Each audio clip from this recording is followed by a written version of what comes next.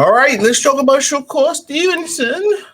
Eddie Hearn thirsty? Is you thirsty? You thirsty if trying to, you begging to sign Shakur Stevenson. Shakur, I'm begging. Shakur, I'm begging. If you begging Shakur Stevenson to sign, I ain't gonna lie, the jacket hard though. I fuck with the jacket though. Shakur, I fuck with that jacket, homie. The jacket hard. Shakur, yeah. Nice little outfit. Never said Jersey niggas couldn't dress. But Eddie Hearn seeking to extend Matchroom deal for Shakur Stevenson. Says Eddie Hearn moved to clear up the certainly surrounding Matchroom promotional agreement with Shakur Stevenson by assisting WBC lightweight champion remain under contract with them until the conclusion of the fight. He fights Sabata. Now, if you don't understand what that pretty much meant, there was rumors going out there that he had moved on. All right, that he was gonna play Lou DiBella a flat fee to promote his fight and keep that promotional fee. Now, if you don't understand, when you fight under a promotional banner, they get a promotional fee. Now, what I didn't know until I seen Ishay Smith post this online, you still got to pay for your own accommodations when you go to a fight. So, the hotel room and all that shit, man, they don't pay that shit. The promoters are really hustlers. What they pretty much do is middleman the whole situation. They try to spend as little money as possible out their pocket. So basically the network shovel to get them the money for the fight. They might say we give $5 million and the network pay for the main event. And from what I understand, the promoter supposed to pay for the undercard out of his pocket. So for the most part, what the promoter do is try to take theirs off the top, get a main event a couple dollars, spend as little as they want, as little as they can on the undercard fight, right? And then, for the most part, they try to pocket what they can, but they still get promotional fees from everybody fighting up under that promotional cut, that banner.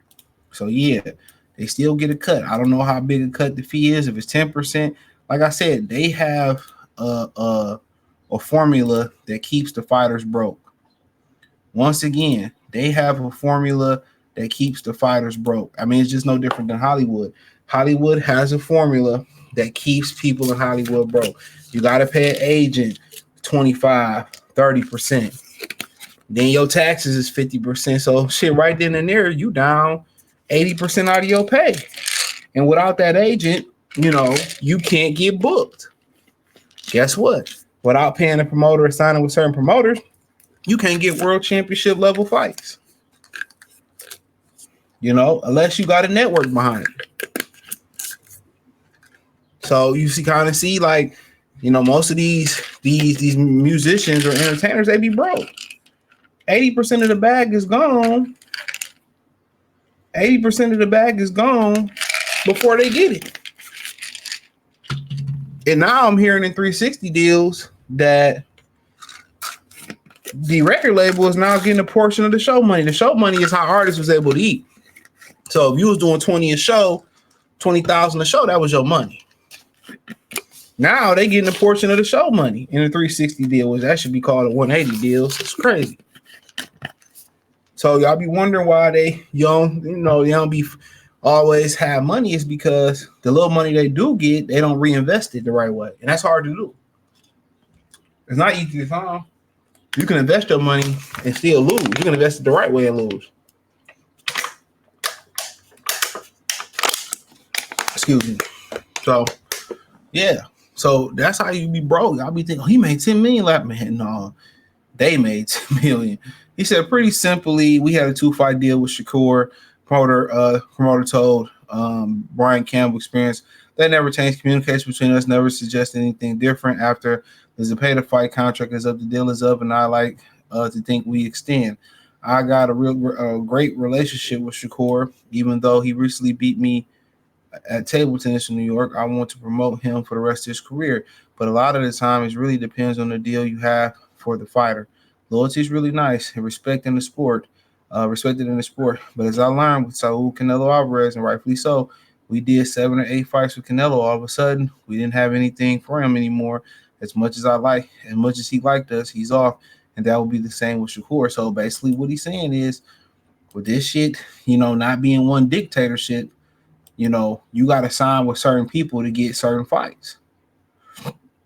Ain't that messed up? You got to sign with certain people to get certain fights, which in reality, it shouldn't be that way. We all should be able to work together, eat together on a regular basis, but that's why boxing is the way it is. That's why boxing is the way it is. You can't just sit here, oh, I got to sign here to get this deal and do this and do to get that deal. And that's to me, that's dumb. When we all can work together on a consistent, they don't trust each other. So you can lose a fight just because you can't make a fight with another promoter. So they make the fighter come over there and sign with them just to get a fight, which, like I said before, that's hurting the sport. They don't need these middlemen for real, bro. They don't. And they don't know that. They don't even know it. They don't even need these middlemen.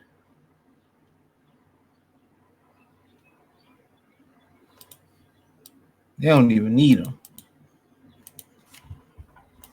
So, and it's fucked up. Honestly, it really is.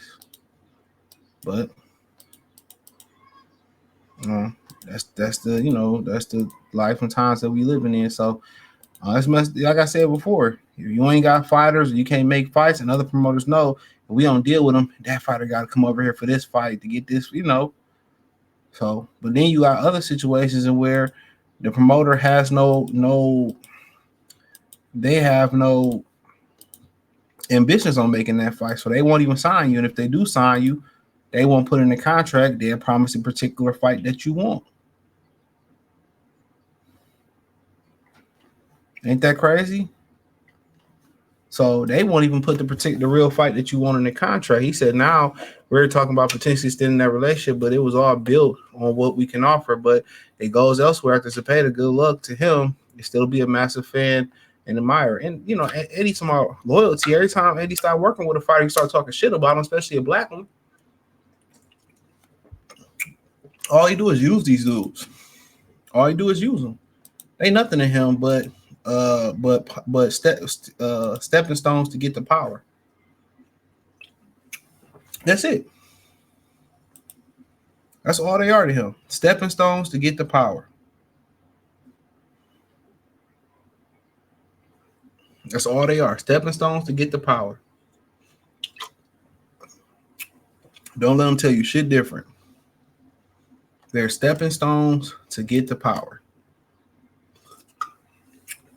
So, as soon as he move on somebody else, he gonna start talking shit about Shakur Stevenson. I already know, man. I be knowing the game, bro. I be already knowing. You ain't nothing to these people, bro. These fighters, you ain't nothing but a stepping stone. You ain't nothing but the flavor of the week. And don't forget it. You ain't shit but the flavor of the week. That's all. That's all you are. So, of course, so don't feel bad. Don't feel bad when, some of these relationships dissolve. You just the flavor of the week. I promise you. I fucking promise you.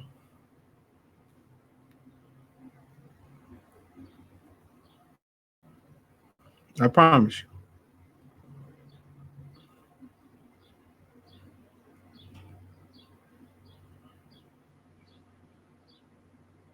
So, but it got to be other people out there that's willing to sign Shakur Stevenson.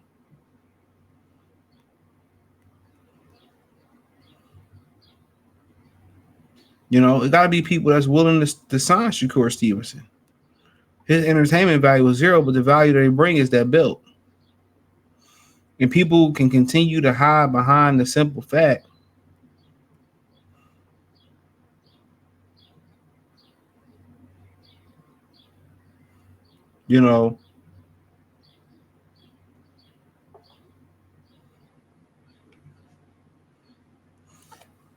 that, it depends on people hiding behind the simple fact They'll be like, well, I don't want to fight him because he don't do nothing but run. Guess what? If that's his best asset, you got to find a way to stop that.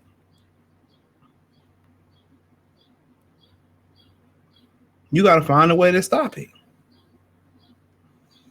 That's your job. I remember brother Nazim Richardson, and there was a rumor out there that him and Bernard met in prison, and that's true but not true. I watched some of that Bernard Hopkins interview, and I got to watch the rest. And the fact was, they met in prison, but brother Nas was an amateur boxing coach or boxer or something like that. He used to come to the prison. He wasn't in prison. He used to bring the fighters to the prison and train them. But brother Nazim was a rapper. And now I can see why he got the gift of gab. He was a rapper.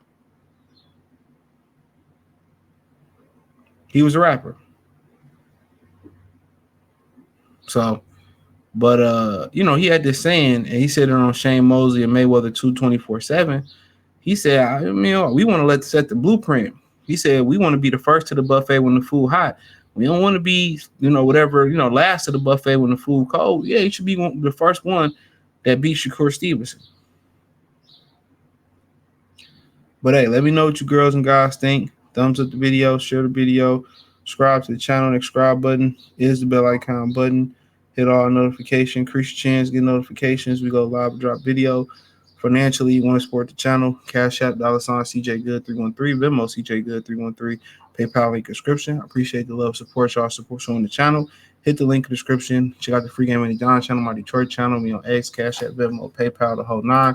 Appreciate the love, support. Peace.